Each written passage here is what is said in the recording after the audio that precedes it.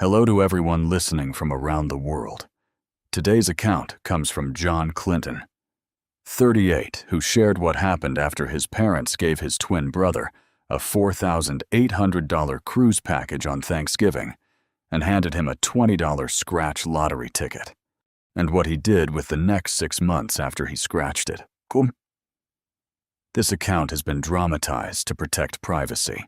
AI narration is used throughout. The experience it describes is real.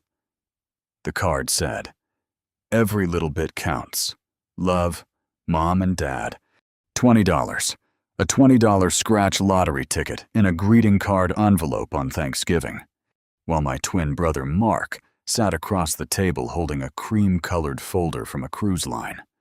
7 nights in the Caribbean. 2 balcony cabins. All inclusive. $4,800. And my mother, Barbara, explained the itinerary with the enthusiasm of a travel agent who had been planning this particular gift since July. I held the ticket. I smiled. "Thanks, Mom," I said. "Thanks, Dad." And that, in the Clinton household, was the whole story. Except it wasn't. Not even close. Let me tell you who I am, because it matters more than you think. My name is John Clinton, 38 years old, high school history teacher at Glenbrook North in Northbrook, Illinois, 25 minutes north of Chicago, give or take a traffic jam on I-94. I have been teaching for 12 years. I am genuinely good at it. The kind of good where students come back 4 years later and say something changed for them in my classroom, which is the only metric that has ever mattered to me professionally. I drive a 2018 Honda Accord. I live in a 1-bedroom apartment in Rogers Park, the far north side of Chicago, the neighborhood where people live when they have figured something out about life but haven't been rewarded for it yet. I make $47,000 a year. My twin brother Mark is also 38. He is a cardiothoracic surgeon at Northwestern Memorial Hospital on East Huron Street in Chicago. He drives a black BMW 5 Series that he leases and calls an investment, which is not what a lease is. But I have learned over the years not to correct Mark on financial terminology because it makes holidays uncomfortable. He owns a condo in the Gold Coast that costs more per month than my annual salary divided by 4. He is not evil. I want to be fair about that. The way you are fair about weather. It is not the rain's fault that it rained on your wedding day. Mark is simply the person our parents decided sometime around 1999, when he got his MCAT score back, was the successful one. That decision had been compounding interest for almost 20 years. I didn't know it yet. But in about 4 hours, one of those decisions was about to pay out. Quite literally. Thanksgiving at the Clinton family home on Plainfield Road in Naperville happens the same way every year. My mother makes turkey, green bean casserole, and a sweet potato pie from her grandmother's recipe, that is, without question. The single best thing I have ever put in my body. My father, Richard, sits at the head of the table and says grace, and then carves the turkey with the deliberate authority of a man who has had 30 years of practice and considers it a craft. Mark arrives with expensive wine. I arrive with a dish nobody mentions. This year, I brought a cranberry walnut salad that took me 90 minutes to make. Mark brought a bottle of Opus One, $300. My father held it up like a museum curator examining a newly donated artifact. "Mark," he said, "you didn't have to." "I wanted to," Mark said. My salad sat at the end of the table. It was very good. I know because I ate most of it myself. The gift exchange happens after dinner, which is a Clinton tradition established sometime in the 90s for reasons nobody remembers. After the dishes are cleared, and before the football game claims everyone's attention. My mother brings out a shopping bag. She handed Mark the cruise folder first. Of course, she did. I watched my brother open it. Watched his face do the thing it does when he is pleased. That specific controlled expansion. Like a man whose satisfaction is too large to fit inside a polite expression, but who has had enough practice managing it. Read the itinerary. He looked up at our mother. "Mom," he said, "this is incredible." "You work so hard," Barbara said. "You deserve it." She turned to me then, handed me the envelope. I opened it, read the card. Every little bit counts. Looked at the ticket. Inside my head, $20. She gave me $20. Outside my face, the expression of a man who is genuinely touched. "Thanks, Mom," I said. "Thanks, Dad." My father nodded. My mother patted my hand. Mark was already asking about the departure port in Fort Lauderdale. I put the ticket in my jacket pocket. I ate a second piece of sweet potato pie. I drove home at 9:30 on a Thursday night in November, listening to a podcast about the Byzantine Empire, which is the kind of thing I do that nobody in my family has ever once asked me about. I didn't know it yet, but that $20 ticket in my jacket pocket was about to end 38 years of being the also-ran. I scratched it at my kitchen table, not ceremonially. I was still in my coat, keys still in my hand. I scratched it the way you scratch a ticket with the edge of a quarter, methodically, in the light of the overhead fixture that I keep meaning to replace because it flickers sometimes. First number, second, third. I set the quarter down. I picked up the ticket and held it under the light. I set it back on the table. I sat down very slowly, the way you sit when your legs have made a decision before your brain has caught up. $10 million. Illinois lottery. Cash multiplier, $10 million. I looked at the ticket for 45 minutes, not continuously. I looked away at the refrigerator, at the window, at the street outside where Rogers Park was doing what it does on Thursday nights. Then I looked back. Still $10 million. Okay, I thought. Okay. Here is what I did not do. I did not call Mark. I did not call Barbara. I did not call my father. I did not call anyone. I did not open a bottle of wine. I did not scream. I did not cry. I did not do a single dramatic thing that would make for good television. I am a history teacher. History has one lesson it teaches more clearly than anything else. The people who act immediately in moments of sudden windfall almost always destroy themselves. Every lottery winner who went broke in 5 years. Every inherited fortune burned through in a decade. Every windfall that became a warning. The people who take time to think clearly almost always come out on the other side intact. I went to bed. I slept better than I had in years. Monday morning, I called a lottery attorney. Her name was Patricia Holt. Office on North Michigan Avenue. 14 years, representing lottery winners in Illinois. Her assistant answered. I explained the situation in 2 sentences. Patricia called me back in 40 minutes. "Don't cash it yet," she said. Before I could say anything else. I wasn't going to. I told her. A pause on her end. "Most people do." "I teach history," I said. "I know what happens to most people." She laughed. It was the laugh of someone who had just decided she liked a client. We met Wednesday. She walked me through everything. The claiming process, the trust structure, the tax implications, the timeline.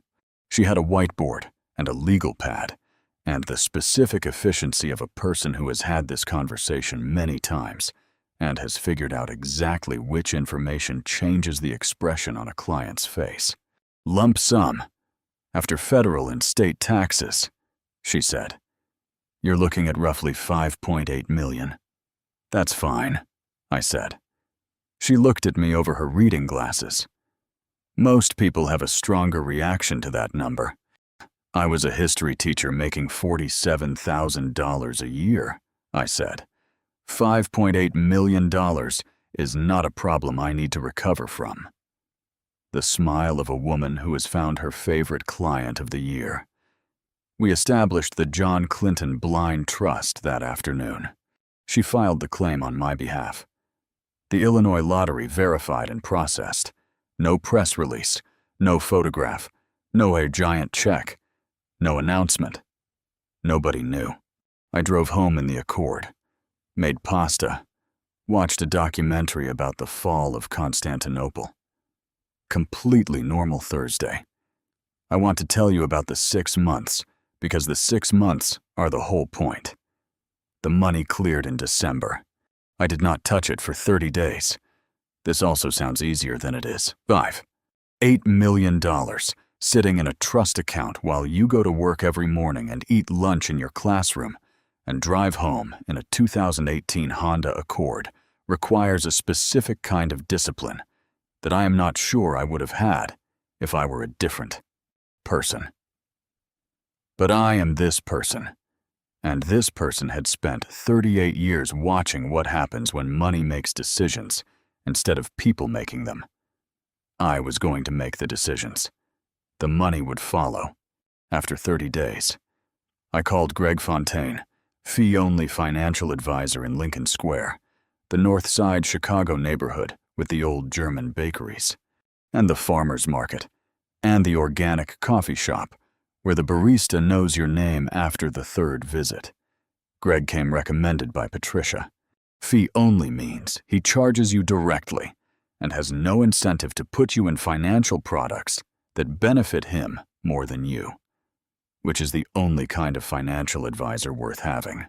We met on a Saturday morning in January at his office on Northwestern Avenue.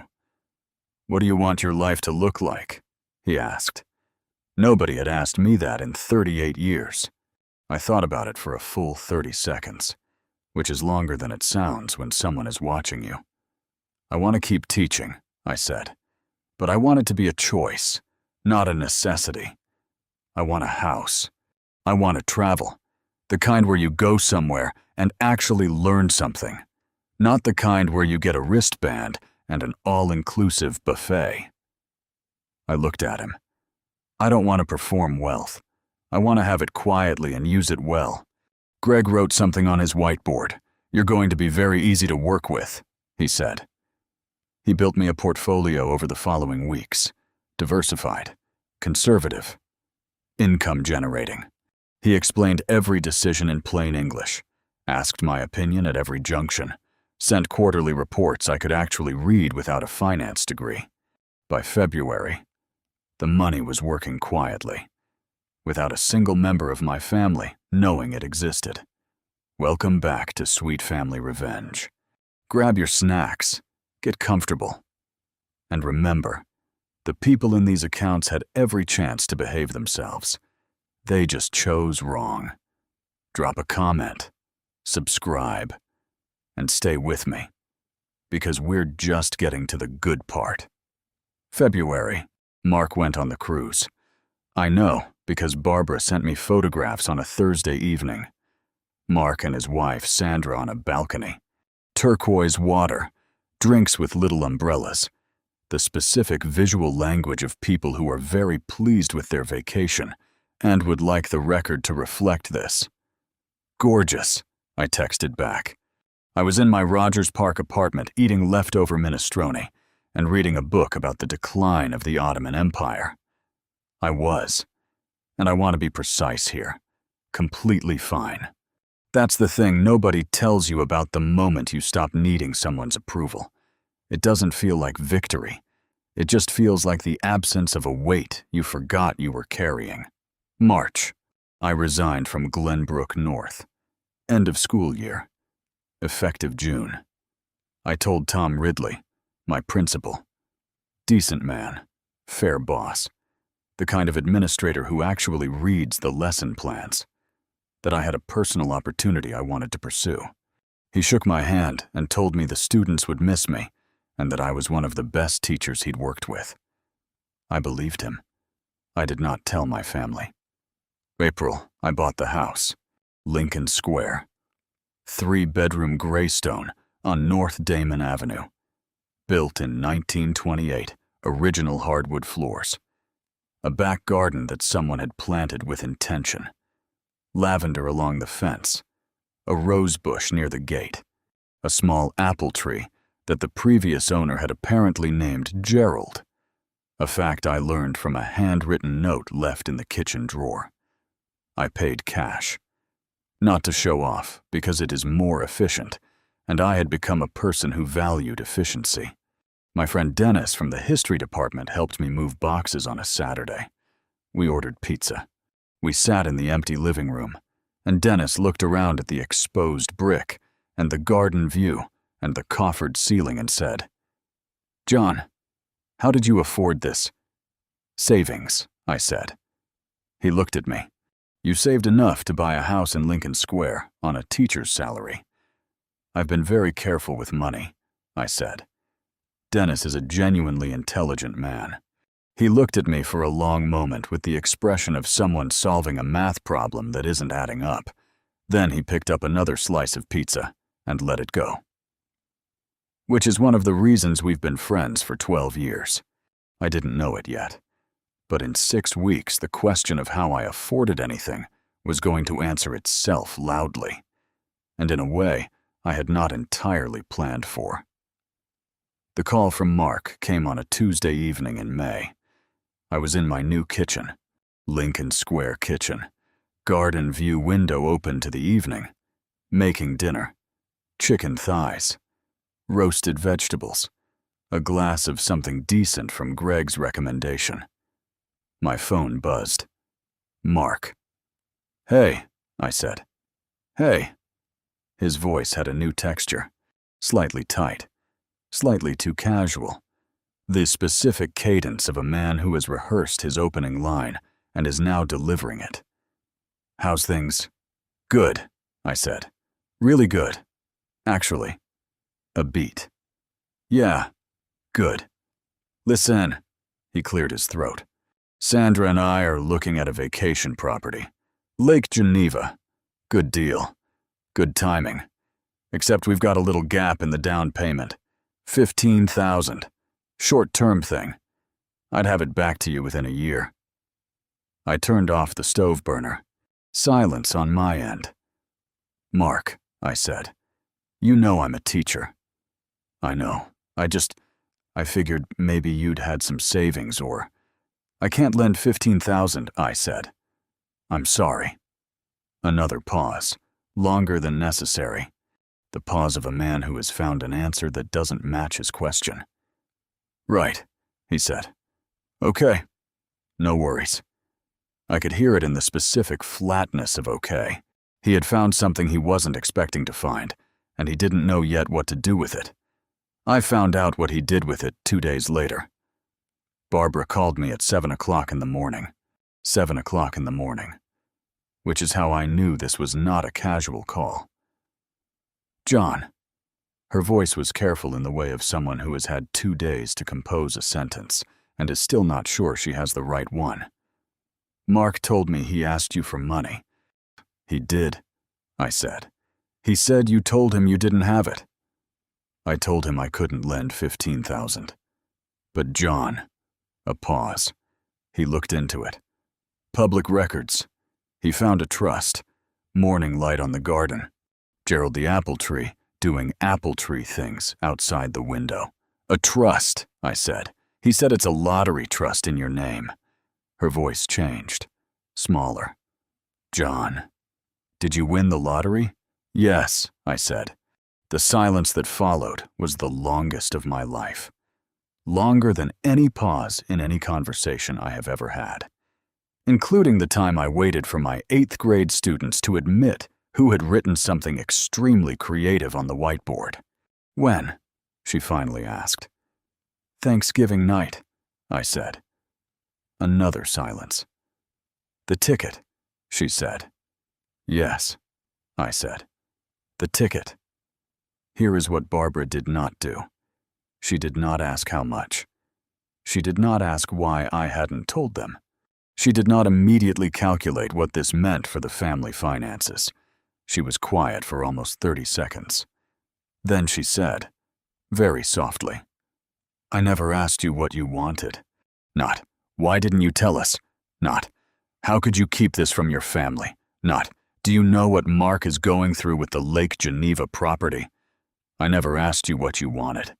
And then my mother, who handed me a $20 lottery ticket while her other son held a $4,800 cruise package, who has called Mark the doctor at dinner parties for 15 years in a tone that implies I am something that came in the other package. My mother started to cry. Not performance crying, the quiet kind, the kind that comes from somewhere real. "Mom," I said, "I'm so sorry." "John." "I know," I said. "I don't have an excuse. I know that, too." We stayed on the phone for a long time after that, not saying much, just staying. The apple tree moved in the breeze outside my window. Barbara stopped crying and didn't hang up. I didn't hang up either. It was, honestly, the best conversation we'd had in years. Mark called that afternoon. Gone. The rehearsed casual. Gone. The tight politeness. This was Mark stripped down to the actual question, which is the most direct he has been with me since we were 14. How much, he said. 5.8 after taxes. A beat. The beat of a man recalibrating everything he thought he knew. 5.8, he said, like he was testing the weight of each syllable. And you just said nothing. I built a life, I said. For 6 months, sis, without telling anyone yes. Why I had been thinking about the answer to this question since November. I had turned it over every morning on the dock, in the classroom, in Greg's office, in the Lincoln Square garden. I had a lot of answers, and I had been deciding which one was actually true. Because I wanted to know what I'd do with it when nobody was watching, I said. I didn't want to build something to impress you, or to prove something to Mom and Dad. I wanted to build it for me, to know that whatever I made with it was mine. Not a performance, not a reaction. Mine. Silence. He stopped. Started again. That's actually kind of, I know, I said. Another beat. Are you going to help me with the Lake Geneva thing? I genuinely almost laughed. No. Mark, I said. I'm not. The family meeting was Patricia's idea. My father had apparently consulted his own attorney, which told me something interesting about where his head was. My mother was calling Patricia's office. Things were becoming complicated in the way of situations that involve money and family, and the sudden realization that the person everyone had been underestimating had spent 6 months being very deliberate. We met at Patricia's conference room on North Michigan Avenue on a Saturday in June. Clean table, new carpet smell. Patricia at the head. Me on one side. My parents and Mark across from me. Sandra. Mark came alone, which was the right call, and which I noticed he had made without being asked. Points for Mark. Patricia opened it. John asked me to facilitate this conversation. He'd like to be direct. Answer questions. And then we're done. He has no interest in conflict. He does have interests he intends to protect.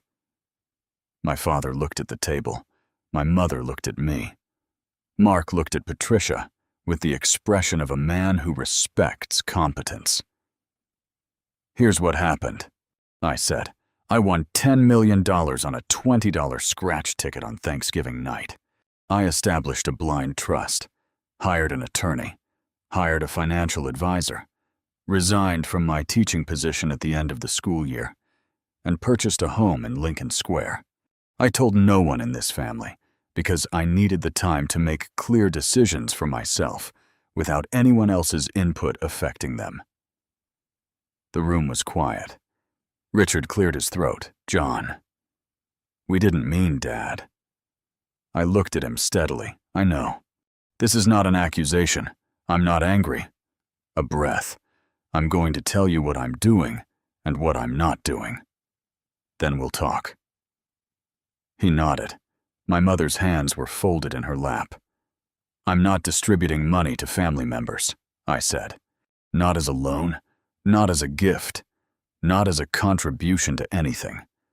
This is not a punishment. It is a decision I have made and will not revisit. I looked at Mark specifically. Not 15,000, not anything. Mark held my look. One nod. Clean. No argument.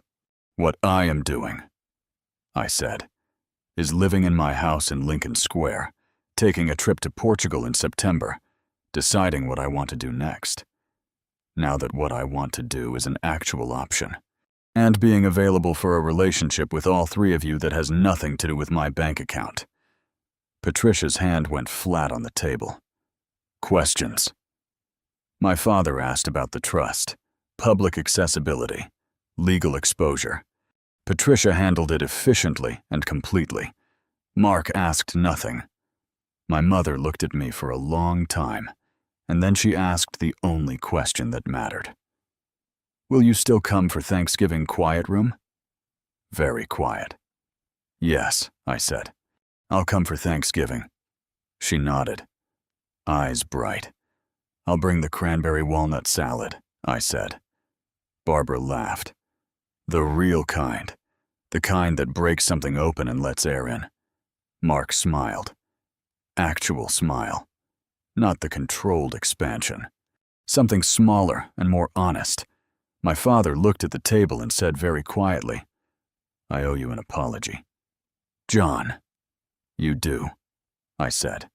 But not today. Today we just need to get the facts on the table. The apology can be a conversation. He nodded. That was enough for now. Portugal was September. 3 weeks. Lisbon. Porto. The Douro Valley wine country. A week on the Alentejo plain where the cork oaks grow. And the evenings turn the color of old copper, and the world slows down to a pace that feels like the correct one. I walked every day. I ate food I couldn't always name. I had conversations with strangers in broken Portuguese, and they laughed at my mistakes, and I laughed with them. And nobody knew or cared that I was a former high school history teacher from Chicago who had won the lottery on Thanksgiving night. I was just a man walking around Portugal, learning things. Which is, it turns out, exactly what I wanted to be. I came home with a sunburn and a full notebook, and the specific certainty that I would go back. My mother called on a Sunday in October. We talked for 45 minutes. She asked about the trip. I told her about the cork oaks, about the tram system in Lisbon, about a pastry called a pastel de nata, that I am reasonably certain is the best thing I have ever eaten outside of her sweet potato pie. She laughed at the sweet potato pie's part. I've always wanted to see Portugal, she said. Come with me next time, I said. She went quiet. The specific quiet of someone for whom something unexpected has just landed. Really, she said. She said she'd think about it. She has called me every Sunday since. Here is what I keep thinking about. In the Lincoln Square kitchen, with the coffee on, and the garden outside, and no particular place I have to be. The $20 ticket was supposed to say something about my place in this family, about the calculation my parents have been running since 1999, the one where Mark was the investment, and I was the, whatever the other thing is. The also ran. The safe bet to undershoot. Every little bit counts. It was a gesture dressed as a gift. And what it actually communicated, what it said clearly in the specific language of a family that had stopped paying attention, was that they had no idea what I was capable of. People who stop paying attention miss things. They missed 6 months of the most deliberate, documented, carefully constructed period of my life. They missed the attorney and the trust, and the financial advisor, and the resignation letter, and the house purchase. They missed the version of John Clinton, who was building something real and doing it methodically, and doing it without needing anyone to validate the blueprints. By the time they found out the building was already standing. That is the revenge, not a confrontation, not a dramatic reveal at a dinner table, not a moment where I said, "Look what you underestimated." There was no moment like that, and I did not want one. The revenge is a life they cannot touch. There is something worth sitting with here beyond the lottery and the family and the Thanksgiving dinner.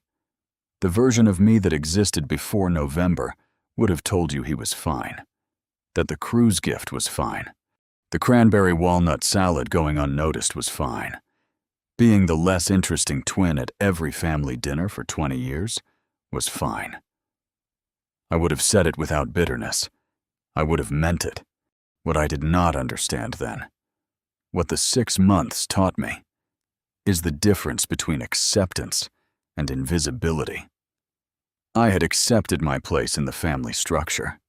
What I had not accepted, at a level I wasn't fully conscious of, was the idea that the structure was accurate, that the version of John Clinton my family had been operating on since 1999 was the correct one. It was not correct. It was just old. The lottery did not change who I was. I was already the person who would go to bed instead of calling anyone. I was already the person who would hire an attorney before cashing the ticket. I was already the person who would spend 30 days sitting with money in a trust account, letting himself get used to the idea of it before doing a single thing about it. That person existed before November. He had been existing for 38 years in a family that had stopped looking. The $20 ticket did not create the opportunity. It created the visibility. Mark and I had dinner in December. Just us.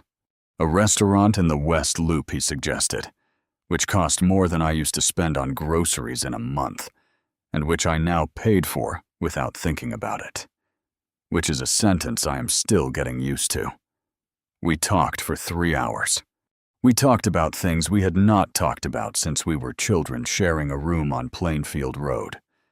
Before the MCAT scores, and the BMW, and the Gold Coast condo, and the cruise. Before the narrative calcified. At some point toward the end of the meal, he said, "I didn't know who you were." "I know," I said. "I thought I did." He turned his wine glass. "I had this. I had a version of you that I made in like 2001, and I just kept using it." "So did I," he said again, making sure it landed right. "That's on me, not them. Me." The restaurant was warm and loud and full of people having their own December conversations. "We've got time," I said. "Yeah." He looked up. "We're 38, I said. "That's not old. That's just the end of the first version." He laughed. Not the controlled expansion, something genuine. Something that looked like the mark from the backyard basketball court before the hoop rusted through and everything got complicated. "Portugal sounds good," he said. "You'd hate it," I said. "There's no golf course within 15 miles of the Douro Valley." "I'd find one." "You absolutely would," I said. We split the check. He didn't argue about it. I didn't make it a thing. That was enough. The cameras are still running. I mean that metaphorically. I am still paying attention, still documenting, still building. Greg sends me a quarterly report in plain English. Patricia checked in last month with a note that said the trust structure was performing exactly as intended. The house on North Damon Avenue has Gerald the apple tree and lavender along the fence and a kitchen window that makes the mornings feel like something worth staying awake for. I am writing this from that kitchen. The $20 ticket is framed. I did it myself. Found a simple black frame at the hardware store and hung it on the wall next to the window, which I did partly as a reminder and partly as a joke, and partly because every time I look at it, I think about my mother's face when I said, "Come with me next time." And she said, "Really?" And I said, "Really? It is worth $10 million. The really is worth more. The ticket was worth $10 million. That conversation was worth more. If you liked this story, join our community by hitting that like button and subscribing for more family-centered accounts like this. I used to think that winning the lottery was the most extraordinary thing that could ever happen to an ordinary person. Looking back now, I don't believe that anymore. The money certainly changed my circumstances. It paid for things I never imagined I would own. It removed worries that had followed me for decades. It gave me options where there had only been compromises before. But the greatest change wasn't financial. It was emotional. The money gave me enough space to discover what had always mattered underneath all the bills. Deadlines and responsibilities. It turns out that what mattered wasn't the number printed on the check. It was the people I wanted to call after I received it. My mother was the very first person I thought about. Not because she needed the money, although life had certainly never been easy for her, but because every good memory I have somehow begins with her making something feel possible when it clearly wasn't. She spent years turning ordinary dinners into celebrations, with nothing more than candles she found on clearance and stories she'd already told 100 times. She wrapped birthday presents in yesterday's newspaper when wrapping paper wasn't in the budget, and somehow made it feel more special than anything bought at a department store. She had a gift for making enough feel like abundance. I didn't understand how rare that was until much later. That's why that conversation means more to me than the ticket ever could. Come with me next time. 4 simple words. Her answer, really, carried a lifetime inside it. It wasn't excitement about a vacation. It wasn't excitement about spending money. It was the surprise of someone who had spent so many years putting everyone else first that she no longer assumed she would be included when something wonderful happened. That realization broke my heart a little. No mother should ever sound surprised that her child wants to spend time with her. So I made myself a quiet promise that afternoon. There would always be a next time. Maybe not somewhere expensive, maybe not somewhere far away, but there would always be another dinner, another road trip, another Saturday morning coffee, another reason to say, "Come with me." Since then, we've built a collection of ordinary adventures that mean more to me than any voyager ever could. We drove through little towns where nothing remarkable happened, except that we laughed until we missed our turn. We stopped at diners with crooked floors and homemade pie that tasted better than any 5-star restaurant.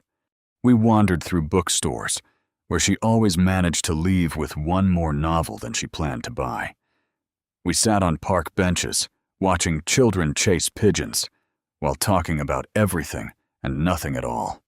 If you asked someone else to describe those days, they would probably call them uneventful.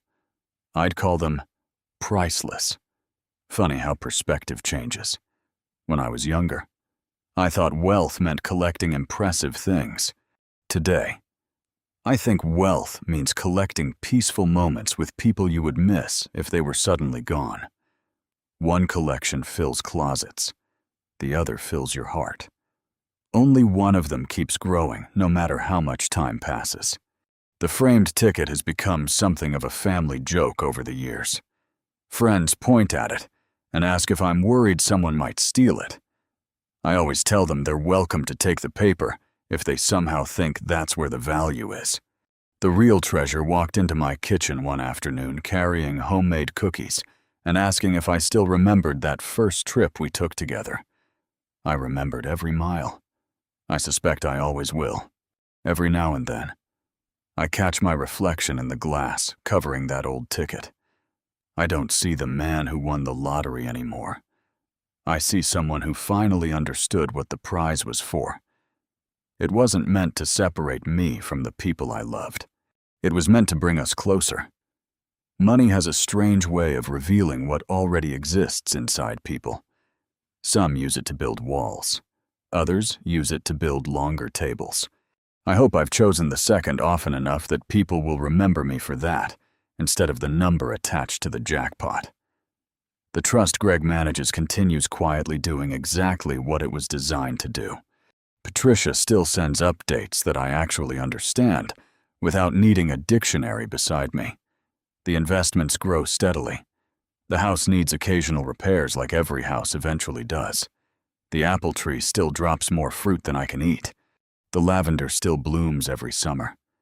Life continues in the wonderfully predictable rhythm that once seemed impossible. I have discovered that stability is one of the greatest luxuries money can help create, but only if you don't spend your whole life chasing excitement instead. Excitement fades. Peace settles in and stays.